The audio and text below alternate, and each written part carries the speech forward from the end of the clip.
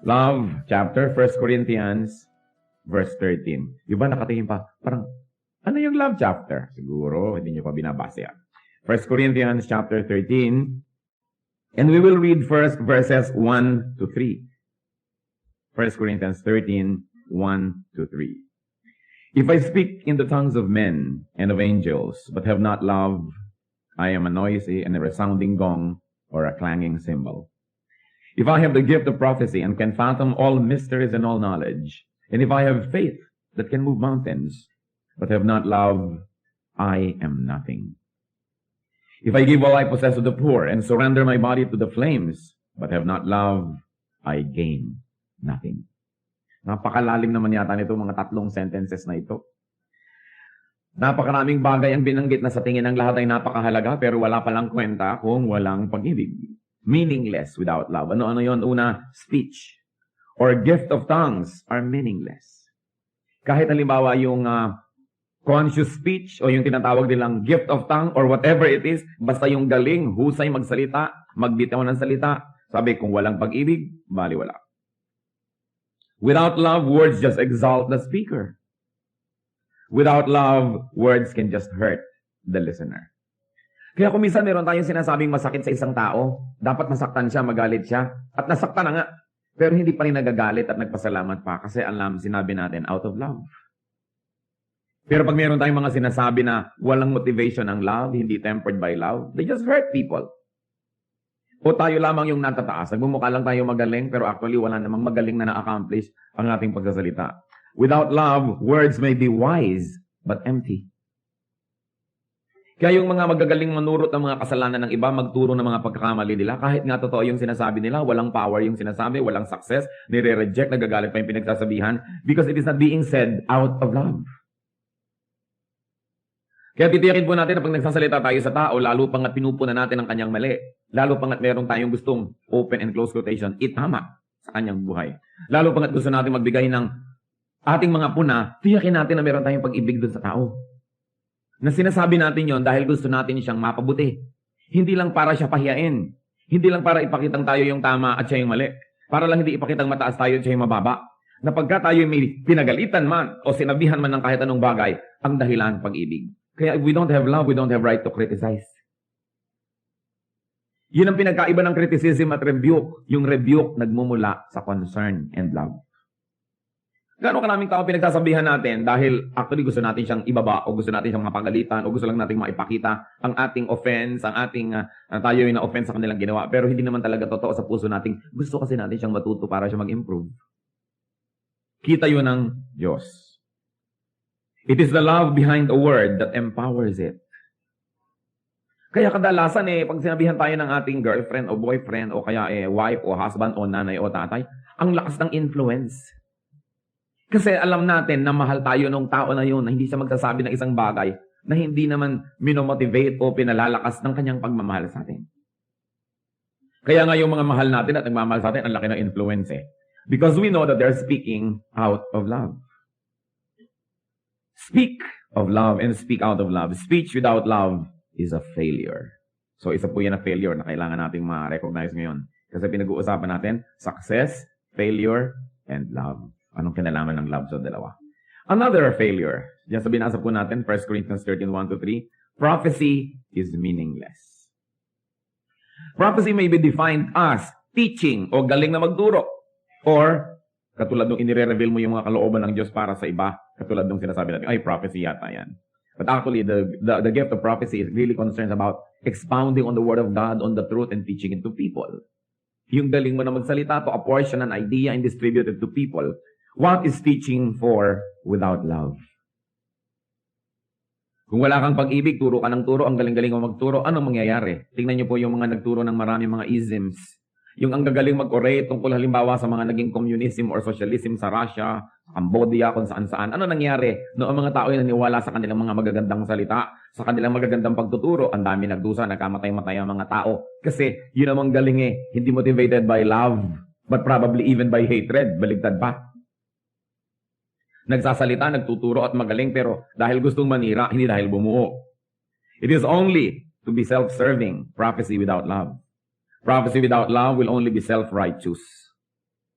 Ang galing mo magturo, hindi ka naman nagmamahal sa yung tinuturuan, edi itataas mo lang yung sarili at ibababa sila at ipapakita mo kung gaano kakagaling at kung gaano sila kakulang. That's why prophecy is meaningless. Knowledge is meaningless. Marami kong notebook noong araw na nakikita sa kalabas, knowledge is power. Ngayon yata yung mga notebook, puro mukha ng mga artista ang nakalagay, ewan ko.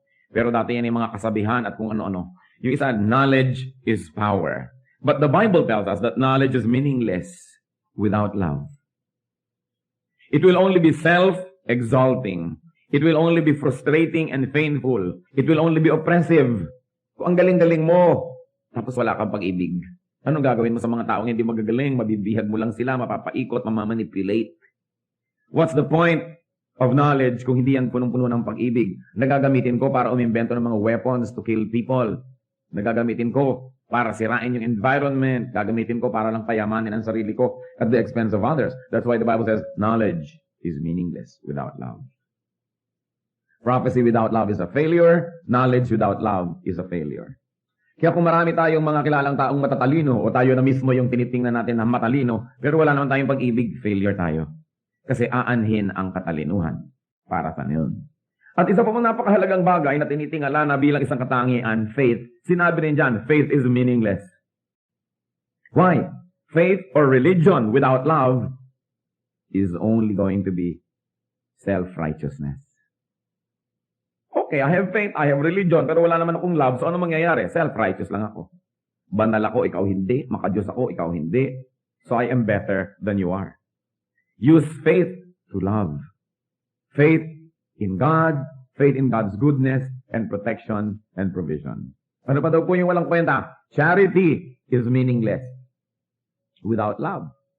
Once more, ano naman ang mapapala ko na ako'y bigay ng mga pagkain sa mahihirap na gusto ko lang palang mapuri.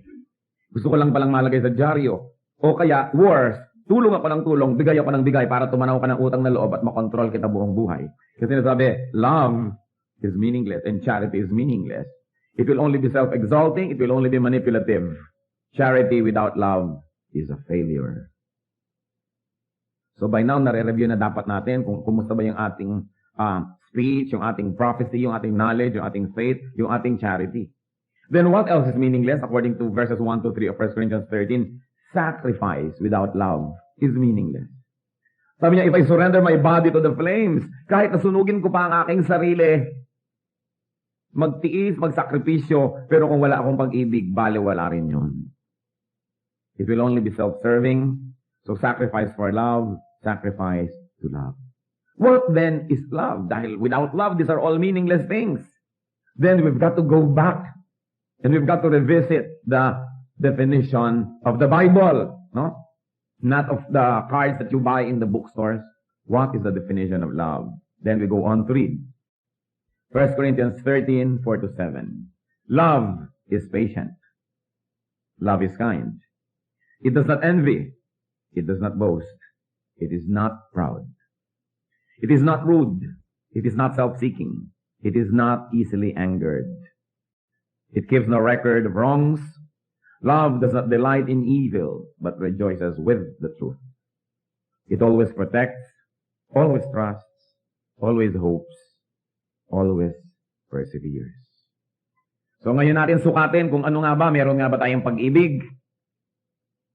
O mga mag-asawa o may asawa, sukatin ngayon, mahal nyo ba talaga yung asawa nyo? Yung mga may anak, yung mga magulang, mahal nyo ba talaga ang anak nyo? Mga anak, mahal nyo ba talaga inyong mga gulang o mga kapatid? Mahal ba natin talaga yung ating mga kaibigan o nobyo o nobya o mga kasama sa trabaho o sa church, wherever? Kailangan sukatin natin yan. Sabi unang-una, love is patient. Love is not in a hurry. Kaya yung mga may mga magnobyo na may mga sexual desires sa isa't isa na hindi makapag-intay, hindi yan love. That is lust. Yung pinipilit ka na ngayon ha, kasi Valentine's Day. Sige na. Ngayon na, hindi makapaghintay mo. No, you are deceiving me. That is not love. Because love is patient. Naghihintay ng tamang oras, ng tamang lugar para sa lahat ng bagay. Love is patient. Ibig sabihin din, hindi siya impulsive. Hindi yung bugso ng damdamin ang nasusunod, kundi yung talino ng pag-iisip. Ng mga ginagawa niya, hindi idinidikta ng emosyon. Hindi nagmamadali. Na pag may ginawang mabuti ngayon, hindi nag-iintay na bukas may bunga na yan. Na, pambihira naman to, inabutan ko ng kape kahapon, ngayon hindi mo lang kamuti ng likod ko. Nag-aantay agad ng bunga, nag-aantay agad ng tubo. Love is patient. Maaring nagtatanim ng kabutihan pero hindi bukas-bukas bubungkalin na kung tumutubo o hindi. O meron bang napala, may ganansya o wala. Love waits for growth. Love waits for fruit. Patiently. Hindi nagmamadali. Respects others people's timings and cycles and processes. Hindi natin pinapaikot ang lahat ng tao sa ating timing. Kailangan ganito ka na, kailangan ganun ka na bukas. Merong mga babae, kung mag-demand sa mga asawa, kailangan after 2 years, sa Dasmariñas Village na tayo nakatira. Kailangan ganito, kailangan ganun, kailangan ganito. Love is patient. Baka naman ang mahal nyo inyong sarili. Mabuti pa, pinakasalan nyo na lang ang sarili nyo para magtagumpay ang inyong marriage. Respect others people. Patience is success. Patience succeeds. The patient person in the end will be the successful one. Yung impatient, yan ang talo. Yan ang bigla-biglang nagdadabog, bigla-biglang naiinis, bigla-biglang sumasabog, bigla-biglang nagsasalita ng hindi tama. Yan ang mga taong laging magsisisi. Well, buong buhay walang ginagawa kundi mag-repair ng mga damage na ginagawa ng kanilang pagmamadali. Even God is patient with us. Tinuturuan tayo ng tama, bigyan tayo ng lahat ng blessing. Pag nagkakamali tayo, pinapatawad. Napapalo ka ko minsan, dapat lang. Pero, naghihintay ang Panginoon. What else is the definition of love? Patient ba kayo doon sa sinasabi niyong I love you? One measure. Second, love is kind. Love is kind. So, ano yun? Love is kind thoughts. Thoughts. Ano bang iniisip ko tungkol dito? Sa isip pa lang, mabuti na ako sa kanya. Kasi alam niyo kung bakit dapat tayong mabuti sa isip? Kasi kung ano yung iniisip, mamaya ginagawa na natin. Ang katawan natin ay alipin lang ng ating isip. Ang ginagawa ng ating katawan ay dahil ang iniisip ng ating isip. Kaya doon ang battleground. Kaya sabi sa Romans 12, be transformed by the renewing of your mind. At kung nahihirapan tayo intindihin yon sa Tagalog, ang ganda-ganda, maghunos dili. Magbagong loob. Doon sa loob dapat nangyayari. So love is kind thoughts. What thoughts do you think of your loved ones? Anong iniisip nyo? Yung mga magnobyo, pagka ikakasal, yung isa pagtayo, tatapakan yung isa para ma-dominate ko sa buong buhay. Una kong ilalabas yung pa ako sa simbahan para ako ang manalo. Thoughts pa lang, evil na eh. Anong sa palagay nyo mangyayari sa inyong marriage? Nag-uumpisa pa lang, iniisip mo na agad manalo ka, matalo siya. Love is kind thoughts. Love is kind words. What kind of words do you use to people that you profess to love? And words not when you are in a good mood, but when in bad. Siyempre, kung good mood ka, ganda yung words na lalabas eh. Pero paano kung galit ka na? Ipapaalala mo na hinangol lang kita sa putik. Naging tao ka lang sa akin. Tinulungan lang kita. Maraming mag-asawa, ganyan mag-usap. Loving, sweetheart, darling. Mamaya-maya nagsusumbatan. But love is kind words. What kind of words? Maraming mag-asawa, ang galing-galing magpintasan, to cut each other up and to wound each other's hearts. Kaya naghihiwalay eh. Kind thoughts, kind words. Love is gentleness. Na yung soft part or soft spot ng yung mahal sa buhay, kay asawa, kay nanay, kay anak, hindi mo yun sinasaling. Parang alam mo na, may sugat yung tao bagong opera, doon mo pakakalabitin, doon mo pasusundutin ng daliri mong marumi. Di po ba? Nasadista ka na nun. Pero may mga tao, pag alam nila yung weakness mo, pag galit sila sa'yo, yun ang kanilang i-attack, yung weakness mo. Evil yun, hindi yun love. Halimbawa, ayaw na ayaw mong nababanggit ang tungkol sa whatever, any weakness, yun ang ilalabas niya pag naglalabanan na kayo. That is not gentleness. So love is gentleness. Love is kind attention. Attention. What kind of attention? It's kind attention that we give to each other. And you know what?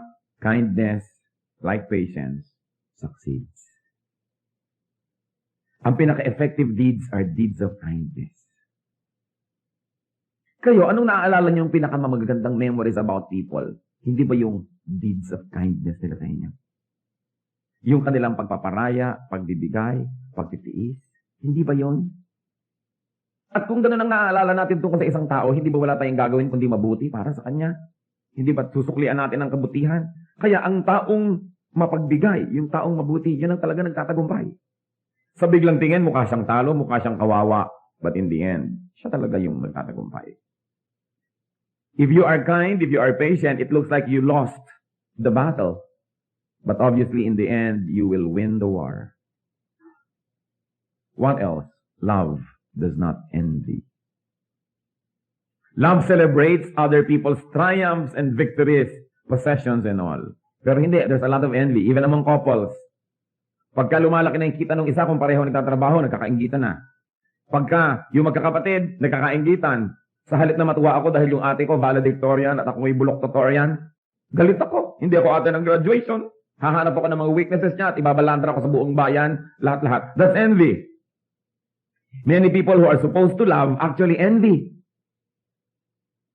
Samantalang dapat kang matuwa. Yung kamag-anak mo, no, naging mayor, yung pinsan mo, naging beauty queen, or whatever, may tagumpay itong kapitbahay mo, yumaman yung kapitbahay mo, di mabuti. Kung hindi ka man lang niya mabigyan, at least hindi ka na niya hihingan. Hindi mabuti. Pero, the evil nature of people, actually, nalulungkot pag may nagtatagumpay. But love does not envy. Tingnan ninyo ang reviewin ng relationship with the people that you are supposed to love. Baka nagkakainggitan, nagko-competition. Yung mga professional competition ng mga magkakapatid, magpipinsan, mga mag-asawa. It's out of place. Love does not envy. Ano pa po ang sabi dyan? Love does not boast. Ano po ba yung pagyayabang? Boasting may consist of obvious self-exaltation.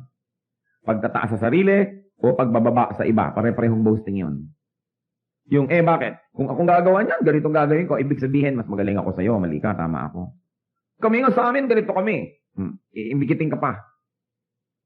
Namimiserablehan ka na nga sa buhay mo, ipapakita pa niya kung gaano kaganda yung buhay niya. So, actually, boasting yun. Ang goal ng mga nagyayabang, pababain ka at pataasin ang kanilang sarili. At alam niyo kung bakit? Kasi sa kalooban ng puso niya, mababa ang pagtingin niya sa kanyang sarili.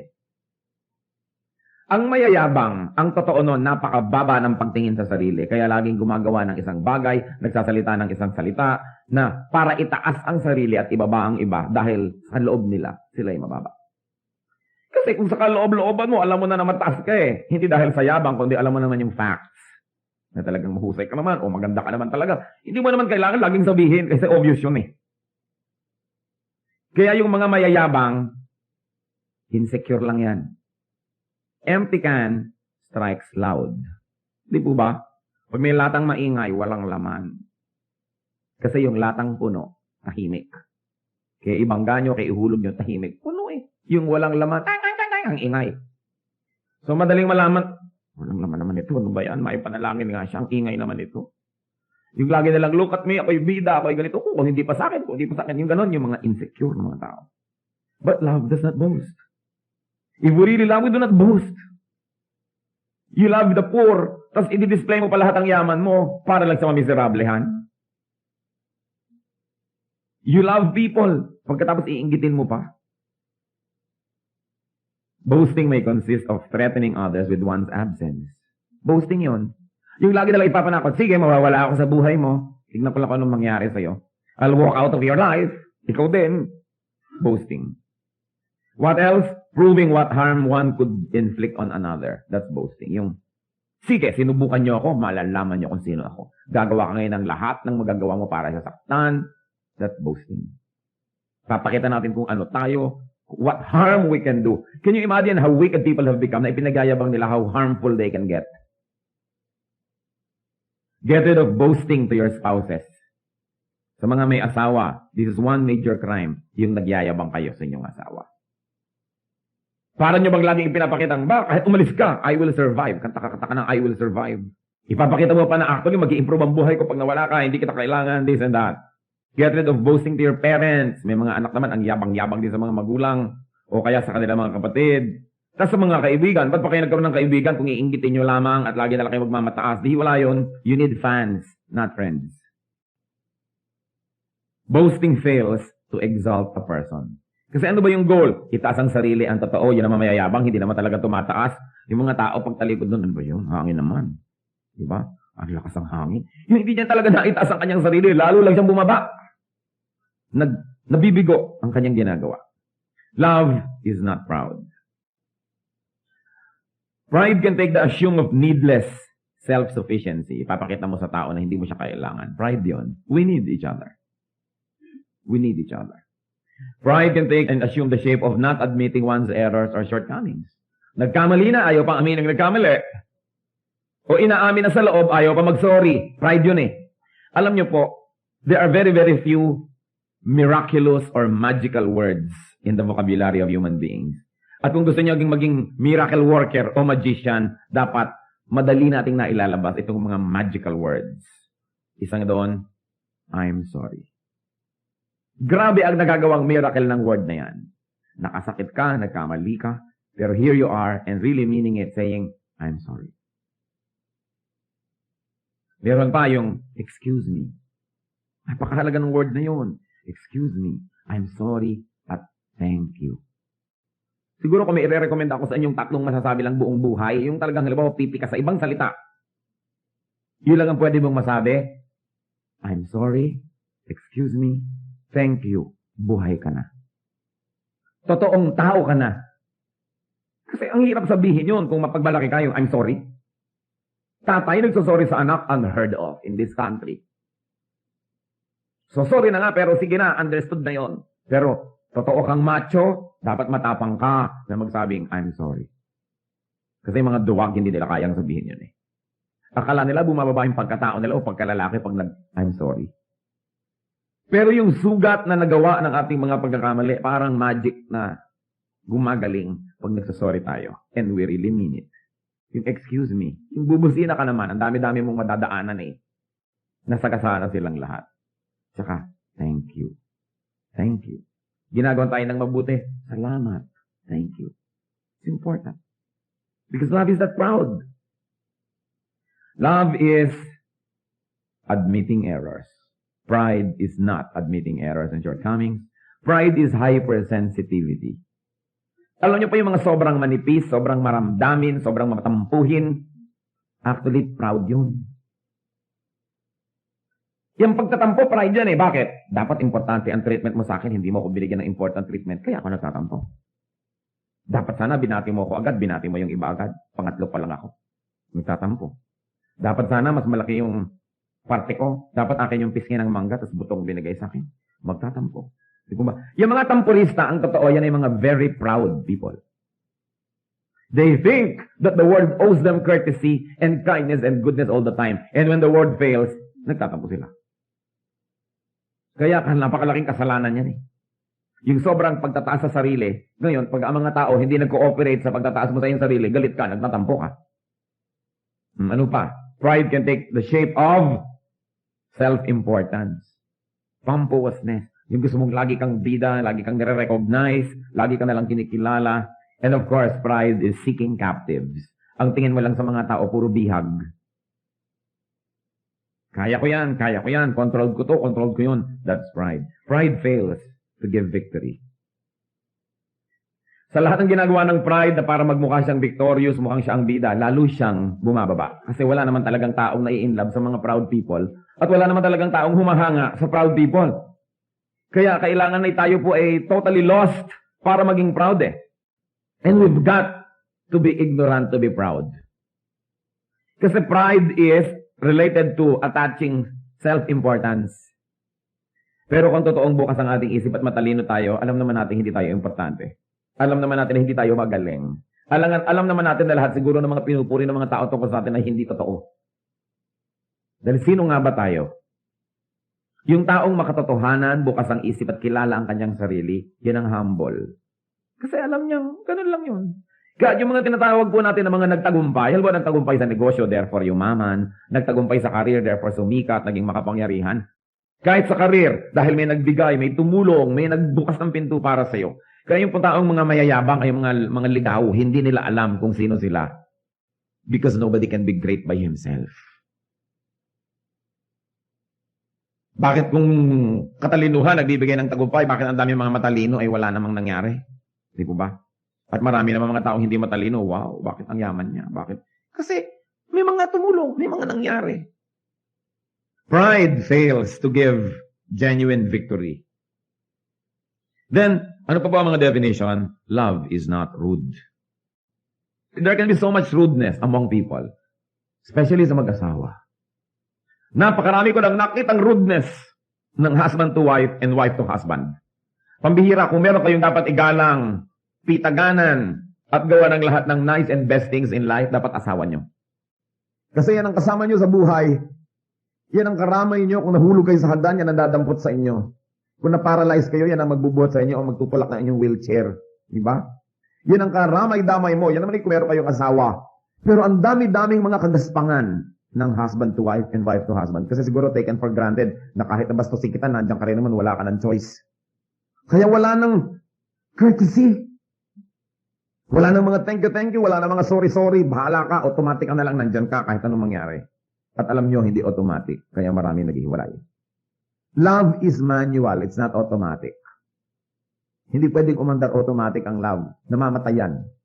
Kaya marami, tatatlong taon pa lang, Pastor, wala na akong pag-ibig sa aking asawa. Hindi nyo kasi tinrabaho. Hindi nyo ginawa ng paraan. Kasi ang pag-ibig, nire-renew yan everyday, tinatrabaho yan. Kung hindi, nawawala. So, there can be so much rudeness between parents and children. Alam nyo, ang daming rudeness ng mga parents sa children. Kung mabata ka, pakain kita, pakaral kita, hindi na sila nagiging courteous. Hindi nagkagalang ng privacy ng anak. Yung parang anak lang kita. Di ba dapat mga magulang ang kauna-unahan magpakita ng kagandahang asal? Marami rin mga anak, very rude to their parents. Naku, polite na polite sa mga teachers sa school, polite na polite kung kani-kaninong tita, tito, pero mga magagaspang sa sarili mga magulang. Tinatalikuran ng magulang, binadabugan, binabagsakan ng pinto, ng telepono. Kung pwede sigurong banlian ng kumukulong tubig yung magulang, babanlian, plantsahin, ipitin ng electric fan. Dami. Mga anak lalo, dapat magalang kayo sa inyong magulang. Sa lahat ng tao sa mundo, ang dapat ginagalang ng tao ang kanyang mga magulang, ang kanyang asawa, and then ang kanyang mga kapatid. Kasi when all the chips are down, pag tinalikuran kayo ng mundo, yan ang mga matitira sa inyong buhay. Magulang, anak, asawa, mga kapatid. Yan ang natitira kahit anong mangyari. Kita nyo, yan ang nandyan. Kaya kailangan, courteous tayo sa kanila. Ang courteous mo sa stranger, ang courteous mo sa waiter, pag naglagay ng kutsara, thank you. Ang etiquette mo talaga by the book. Pagkatapos yung mga tao na pag naghihingalo ka, tumirik ang iyong mata, nandyan, hindi tayo courteous. Napaka-importante. We give all courtesies to strangers in public places, sa mga kotilyon, sa mga dinner at mga parties. Pero yung mga tao talagang permanent fixtures of our lives, dapat polite tayo sa kanila. Alam niyo yung politeness ng mga anak sa magulang? Sa Arabia, sa Arab world, hindi pwedeng ipakita ng anak ang kanyang talampakan sa kanyang magulang. That's rudeness. Hindi pwedeng nakatapat yung magulang mo, itataas mo yung paa mo na gano'n, na nakaharap yung paa mo sa kanya. Rudeness. Iniingatan yung ganong klaseng mga bagay. May mga anak na hindi tumatalikod sa magulang. Yung pagka umaalis ay medyo paatras ng konti, hindi bigla-biglang tinatalikuran. Courtesy. Ang daming nakita ko na, mga kolehiyala, mga college boys, ang polite to strangers, pero ang rude sa kanilang mga brothers and sisters. Kung meron nga kayong dapat na pakitaan ng pinakamabuting ugali, yung kapatid nyo eh. Kasi unang-una, kapatid nyo yun. Second, tinalikuran na kayo ng buong mundo, yan ang magtsatsaga sa inyo, yung mga kapatid nyo. Mga kamag-anak and our friends. Alam nyo kung minsan sasabihin ng iba, alam mo, mas close pa ako sa pinsan ko kaysa sa kapatid ko. Kasi siguro mas polite kayo sa pinsan nyo kaysa sa kapatid nyo. Yung iba sasabihin, close pa ako sa friend ko kaysa sa sarili kong kapatid. Siguro yung friend mo, nagsishare pa kayo ng lollipop, kung ano-ano pang mga sweetness ang ginagawa nyo to each other, nagpapautangan kayo, nagpapahiraman, pero yung kapatid mo, sungit-sungit mo, hindi makapasok sa kwarto mo, paano ka nga magiging close doon? Hindi naman siguro mahirap yung arithmetic niyan para masolve nyo yung formula. Courtesy. Because we have a tendency to be rude to people who are very close to us. Baligtad. Yung mga close sa atin, doon nga tayo dapat pinakamapino at pinakamaayos kasi close sa atin yun. Maraming mga husband and wives lalo na very rude to each other. Walang paggalang.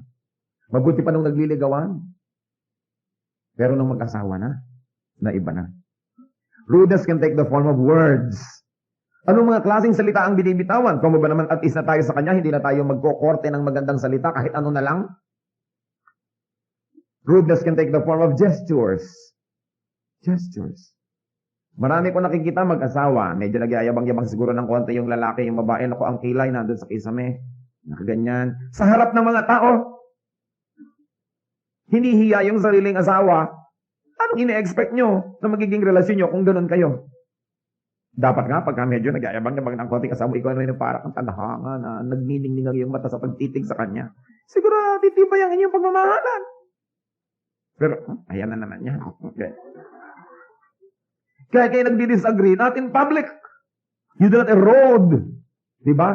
The authority and dignity of your spouse in front of other people. Pero gestures, manners, disposition. Ang dami-daming babae, paghaharap sa ibang lalaki sa labas ng bahay, ang ganda-ganda. Pag nakaharap sa sariling asawa sa loob ng bahay, hindi mo malaman kung multo o ano. Bakit ganon? Ang rude-rude sa harap ng asawa ko, ano mga nakalagay, bla bla bla. Pagkatapos sa harap ng iba, paglabas ng bahay, ang ganda-ganda. Sino ba pinagpapagandahan nyo? Mukhang tiriring kayo sa bahay. Tapos ano, sino dinidisplay mga lalaki sa kalye? Dapat nga, polite ka sa iyong asawa, di po ba? Na tinisikap mo talagang to be the best. Kaya naman marami mga tao pagtagal, parang na lang kami magkapatid. Bakit nga hindi kayo magiging para magkapatid? Lagi na lang nakabuyang-yang na parang kinulay yung babae. Wala nang itinago, wala nang charm, wala nang magic, wala nang mystery. Kaya sila lalaki naghahanap ng ibang mystery at magic. Although of course, hindi naman justifiable yun kahit mukhang kinulay ang asawa nyo, laging nakabuyang-yang dyan. Pero yung ganoon, kasi nawawala yung niceness, yung politeness to each other. Napaka-exciting naman siguro kung si Mrs. ito magbibisi patalikod pa ng konti. Hindi na tuloy sinisilip dahil lagi lang nakatiwangwang. Wala na yung fun. Rudeness, ganun din yon. Dahil tinitake for granted mo na lang eh. And that should not be done. Minsan, of course, rudeness can take the forms of cutting each other up. Nagsasalita, pinuputol mo, hindi na siya makatapos. Tinatapos mo yung sentence siya para sa kanya. Rudeness yun. Arriving and leaving in awkward moments. Katulad lang kahit alam mo may mga program, huwag naman kayong tatayo sa gitna ng anything. May kumakanta, may tumutula, may nagsasalita. Huwag sa gitna. Pag nagtatransition, may bababang speaker, may aakyat na iba. Doon kayo tatayo o uupo o hindi. Nasa kalagitnaan ng isang bagay, may tatayo, may aalis o may darating. That's rudeness. Itinatiming natin lahat yung mga ganun. Rudeness fails. It always fails to bring goodwill and to bring victory. What else is love? Love is not self-seeking. Yung totoong love, you before me, not me before you. Dinidefine po natin according to the Bible, ine-expound ko lang yung sinabi ng Biblia. Hindi ko ini-invento ang mga definition na ito. Love is not self-seeking, hindi ako muna, saka ka na. Dapat ikaw muna, bago ako. Love is not obsessed with investing for profit. Yung mga iba, hindi mo malaman kung love o investment. Gagawa ng mabuti dahil inaasahan bukas, gaganti ka, gagawa ka rin ng mabuti. Ang tunay na pag-ibig, gumagawa ka ng mabuti dahil kay mabuti, kahit pa nga ano yung gawin ng tao, pabalik sa'yo, gumagawa ka pa rin ng mabuti. Kasi kung ang ina-expect mo lang lagi ay profit, negosyo yan. Hindi yan love. Love is not self-centered but other-centered. Being self-seeking fails to give value to self. Ang tunay na halaga natin ay hindi yung halagang pinipilit nating ilagay sa ating sarili at pinipilit natin ng ibang tao sa paligid na ibigay sa atin. Ang tunay na halaga natin yung kusang ibinibigay na pagpapahalaga sa atin ng iba. Yung kusa. Hindi napilitan dahil natakot so nagbow na good morning sa'yo. Dahil natatakot lang pala sa'yo kaya ka ginu-good morningan. Pero kung hindi na, hindi ka na niya papansinin, edi wala talaga tayong halaga. Ang ating antayin yung pagpapahalaga ng iba. Hindi yung pagpilit natin sa kanila na magpakita ng mga ceremonial na pagpapahalaga sa atin. Love is not self-seeking. And then, of course, love is not easily angered. Still, we're talking about 1 Corinthians 13. Pang-walo na nga na definition natin ito kung nagbibilang kayo. Love is not easily angered. Hindi madaling magalit. It is considerate and broad-minded. Kaya siya hindi madaling magalit. Hindi lang dahil magaling siyang magtimpi. Although that is good. Na, galit na ako, pero nagtitimpi ako. So, hindi ako nagmumukhang galit. Pero ang totoo ay galit ako. Hindi po ba? Pero yung talagang love that is not easily angered, hindi nagmumukhang galit dahil sa loob, hindi talaga galit. Iba naman yung mukhang galit at iba naman yung talagang galit. Di po ba? Iba naman yung hindi naman siya mukhang galit, pero galit siya. Pero ang pinakamabuti yung hindi ka mukhang galit dahil hindi ka naman talaga galit. At nangyayari yon pag broad-minded tayo. Yung bang hindi ka binate, yung people that are easily angered, inis na ako. Inis mo ako, ininsulto ako. Pero yung broad-minded, siguro hindi ako nakita. O siguro nagmamadali, baka pupunta sa banyo. Kaya hindi na ako napansin. O siguro baka may ulcer. Yung kung ano-ano, broad-minded ka. Hindi yung bang bibintangan mo agad yung tao na sinadya kanyang saktan. Na ang pinakamatayog niyang layunin ay yura ka lang yung dangal. May ganun, kaya ka madaling magalit kasi maruming yung isip. Galit ka agad dahil iniisip mo, sinasadya ako nito. Yung natapakan mo, bakit mo ako tinapakan? Natapakan ko kayo, hindi ko kayo tinapakan. Di ba? Iba yun eh. At yun ang once mo, kita nyo ang ganda-ganda ng wikang Tagalog. Kasi walang equivalent sa ibang wika yung natapakan at tinapakan. Iba yung napatay at pinatay. Sa English, you killed her. She killed her, di ba? Sa Tagalog, napatay niya siya. Pinatay niya siya. Magkaiba. Kaya magkaiba yun. Meron naman, akala natin lagi tayong sinasadya. Kaya galit eh.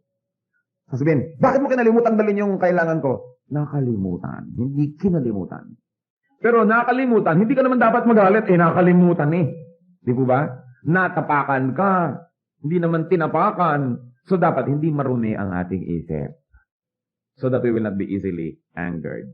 True love is seeking the truth before making a decision. Hindi madaling magalit. Umuwi ang anak. Napagalitan po ako ng teacher. Hindi galit ka agad sa teacher. Bakit kaya? Sinunog ko lang naman po ang building. Napagalitan ako ng teacher. Ay, kaya naman pala anak ka napagalitan. Sinunog mo yung building. Hindi ka kampi ka agad dahil kamag-anak mo to o mahal mo to sa buhay. Hindi ka na ng totoong love. Yung totoong love, nag-aantay, you suspend judgment, nagre-research, bago ka magalit. Hindi yung sisilakbo agad ang yung damdamin. Kailangan broad-minded. Anger fails to win. It fails. And then 9, love forgives. Kung may kaisa-isa akong ipapayo sa mag-asawa para magtagal ang relasyon, isa lang ipapayo ko, forgive. Lahat naman ang naghihiwalay, isa lang dahilan eh. Hindi nag-forgive. Yun lang. Why do we need to forgive? Unang-una, because everybody, including ourselves, will fail. Pwedeng minali o nagkamali. Magkaiba na naman yun, di po ba?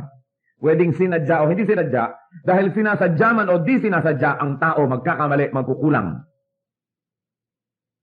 Kung ang ilalagay nyo, mananatili ang ating relation kung perfect ka, naku, maghihiwalay kayo. Dahil magkakamali siya, magkakamali ka. Pero mananatili ang ating relasyon dahil kahit anong mangyari, papatawarin kita. Mananatili talaga kayo. Forgiveness. Hindi mo sasabihin, nagkasira naman kami dahil nagkamali siya. Ako naman ang tama, nagkamali naman siya. Oo nga. Pero yung hindi mo pagpapatawad, di mali ka na rin. Pareho na kayong mali, nauna lang siya. Pero ikaw yung mas bago. You are more recent. Di ba ba? Nauna lang siya, pero ikaw yung mas sariwa ang pagkakamali. Kaya kailangan pareho kayong magkamali para kayo maghiwalay eh. Gumawa siya ng mali. Ikaw naman, hindi ka nagpatawad, pareho lang kayong mali. Hindi naman yan excuse para sa mga gumagawa ng mali na blackmailing nyo lagi mga asawa nyo, oy, magpatawad ka. Di ba? Dahil kayo rin tinuturuan, you must be kind, courteous, lahat-lahat, itinuturo rin yun. Pero when all else fails, when nothing works anymore, there's only one thing that will be left working and effective. Forgiveness. So, love forgives. Sabi, it keeps no record of wrongs. Ang ganda nga ng talinghaga. Dahil marami mga tao, they keep records of wrongs. Pagka, halimbawa, nagkamali yung asawa. Ganyan-ganyan ang ginawa mo noong June 2, 1962, July 4, 1977, at December 31, 1980, ha? Ba, alam lahat. Huwag kayong mag-iingat at mag-iipon ng mga ganong bagay. Kasi bakit iniingatan, iniipon? Kasi naghahanda kayo ng gera. Pag nag-iipon kayo at nagtatanim, ibig sabihin lang, may pinaghahandaan kayong confrontation para mailabas niyong lahat. At pag naghahanda kayo for confrontation, you will get it. Kita niyo yung mga mahilig mag-aral ng martial arts, laging napapaaway. Paano? Gusto na lang magamit yung mga nalaman nila, kaya talagang sa little excuse makikipag-away. Kita niyo yung may barel, nakakapamarel. Makakapamarel ba kayo kung wala kayong barel?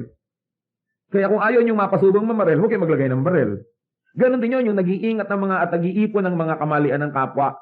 Darating ang araw, isusumbat nyo lahat yun. Kasi, kaya nyo iniipon para maisumbat. And there's one thing I like to remind you. Pag isinumbat nyo ang pagkakamali ng isang tao, lalo ang kabutihan ginawa nyo sa kanya, bayad na. Naisumbat nyo na, bayad na. Kung pinakain kita nun, tinulungan kita nun, bayad na. Isinumbat nyo na eh.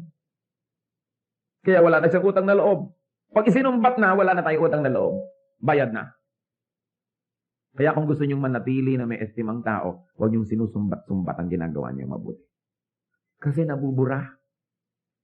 Sa halip pa nga kung minsan na affection ang naramdaman ng ginawa natin ng mabuti, inis pa eh. So, failure ka. Kasi nanunumbat ka eh. Pinag-uusapan po natin yung success, yung failure at yung love. Kung ano ang kinalaman ng mga bagay na yon. Anything done not out of love will fail. Kahit mabuti yung gawa. Tapos isusumbat mo, wala na. Bayad na, tapos na. Sayang. So love forgives. And of course, tries to forget. Love keeps no records of wrongs. Meron pang ang romantic definition of forgiving. Forgiving is not only giving your blessing for a person, to a person. Forgiving is not only forgetting. But forgiving is a renewal of a willingness to be hurt again. Romantic, no? Pero kung talagang you keep no record of wrongs, ganun yun. Yung parang, I forgive you, pwede mo uli akong saktan. Pero, pangatlong beses na yan, patatawarin kita ngayon. Pero pag ika-apat, makikita mo. Hindi sa totoong forgiveness. Kasi ang Diyos din pag humingi tayo ng forgiveness, hindi naman sinasabi sa inyo, pang-5 beses ka nang nagsinungaling sa iyong buhay. Wow naman, 5 beses pala, ano kayo santa? Pero, pang-5 na yan, pag naka-6, hindi na kita papatawarin. Di ganoon din ang trato sa atin ng Diyos. Ang sinabi pa naman ng Panginoon, if you do not forgive men their trespasses, neither will your heavenly Father forgive you your trespasses. Kung di ka nagpapatawad sa iba, hindi ka papatawarin ng Diyos. Ang panukat mo sa iba, yun din ang panukat sa'yo ng Diyos. So, kung kuripot ang pagpapatawad mo sa iba, kuripot din ng Diyos sa pagpapatawad sa'yo. Pero kung pirmi ka nagbo-blow out ng pagpapatawad sa iba, ganun din ang Diyos. Maluwag ka sa iba, maluwag sa iyo ang Diyos. Mahigpit ka sa iba, mahigpit sa iyo ang Diyos. The measure you give is the measure you get.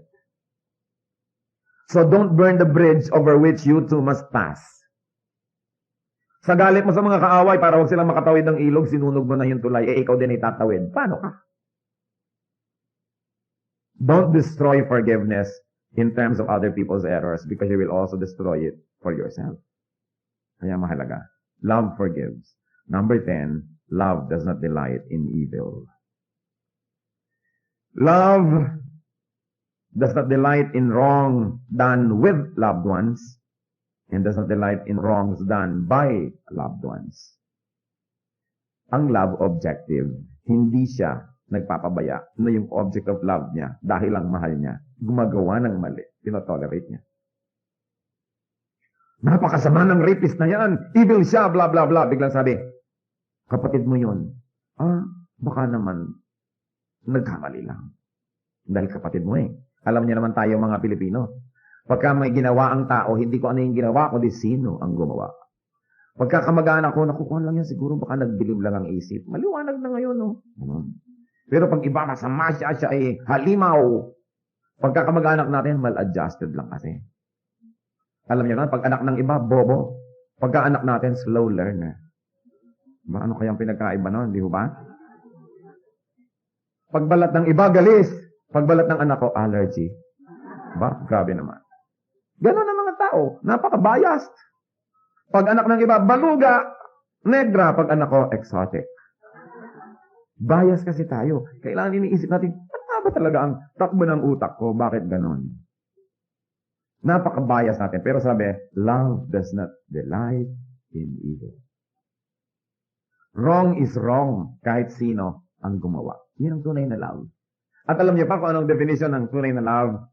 You don't do something wrong together. Kaya yung mga magkerida, I love you, I love you. Hindi yung totoo. Kasi gumagawa kayo ng mali. Sinisira niyo ang kaluluwa ng isa't isa. Ano yung love doon?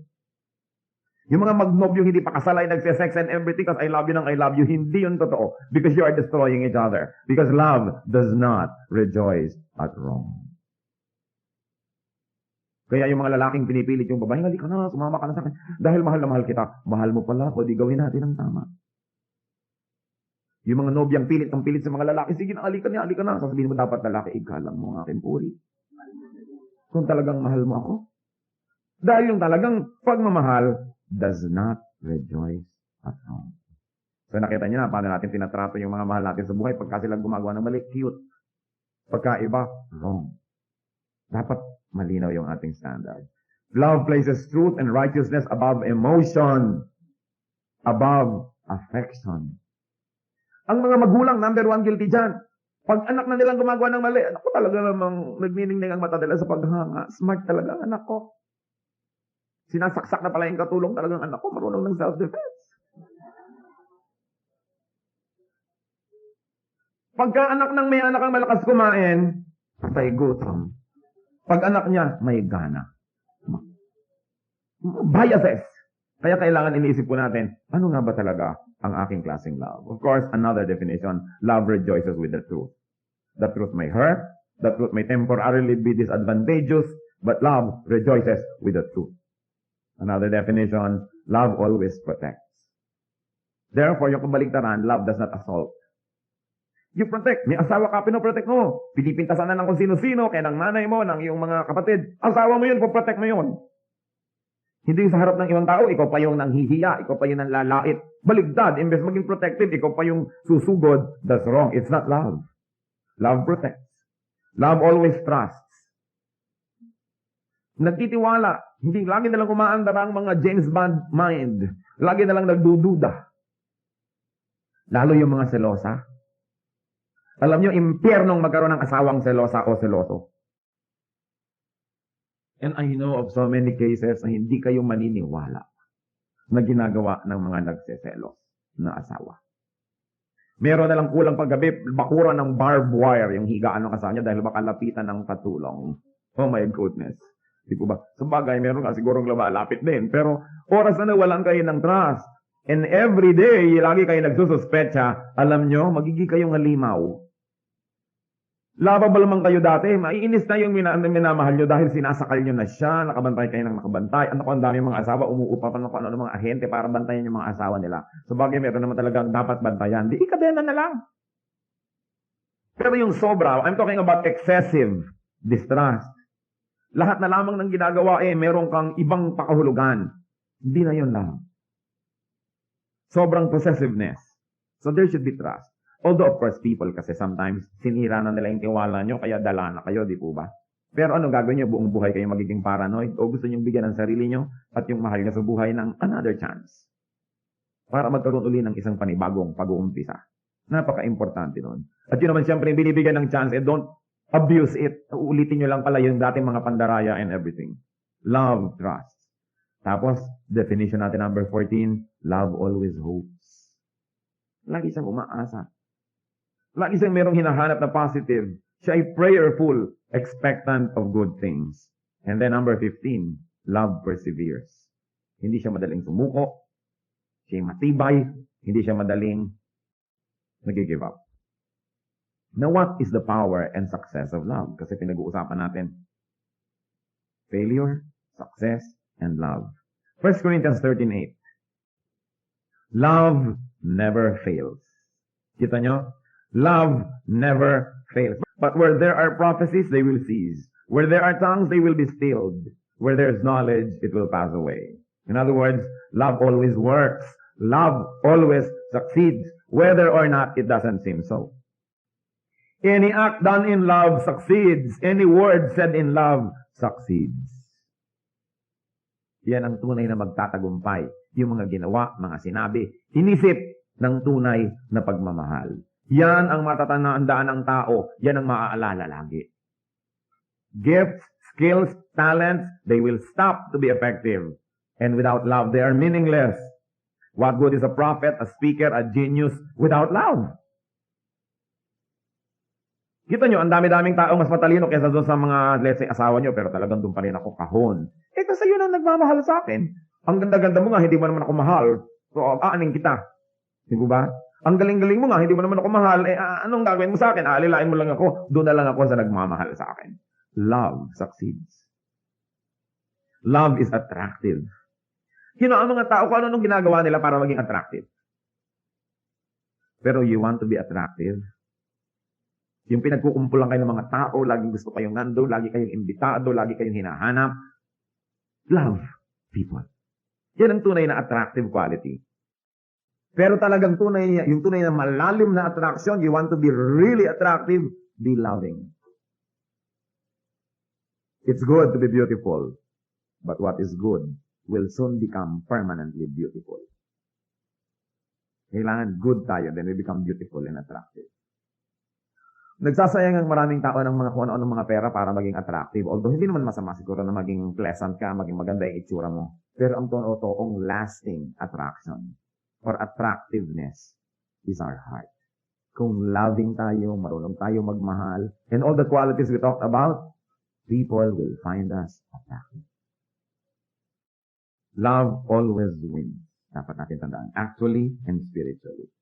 Kahit parang hindi ka paglang nanalo, panalo rin yan in the end. You know why? Because God looks at our hearts. And God is our final judge.